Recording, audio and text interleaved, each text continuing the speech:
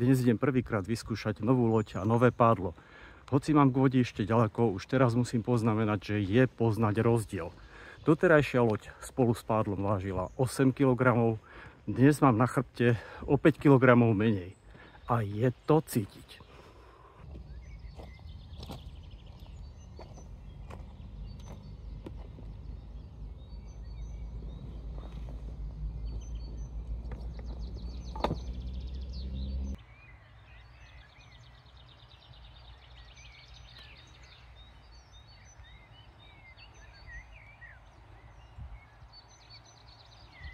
Poprvýkrát idem nafúknuť svoju novú loď.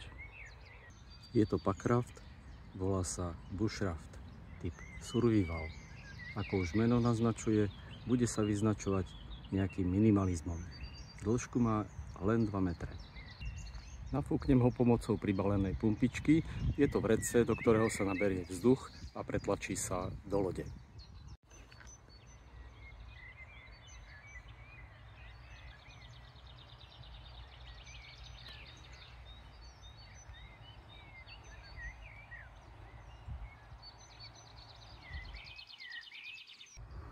Po nafúknutí sa loď dotlakuje priloženou trubičkou.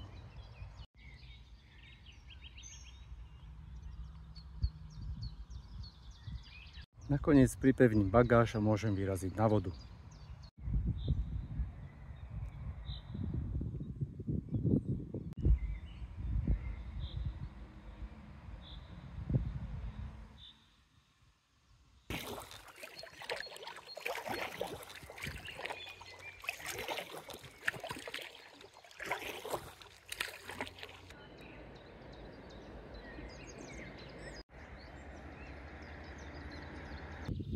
Plavebné vlastnosti sú lepšie, než som očakával.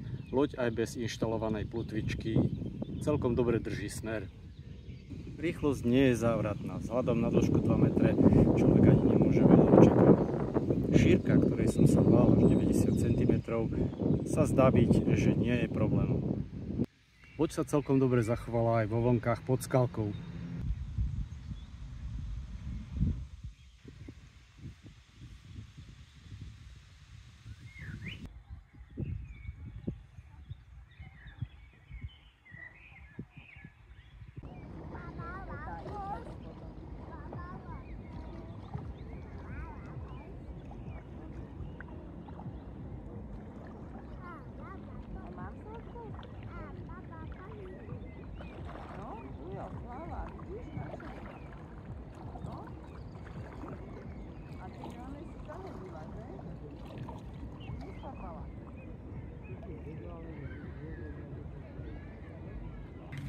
Loď je umytá, tak už len vyfúknuť, zbaliť a môžem ísť domov.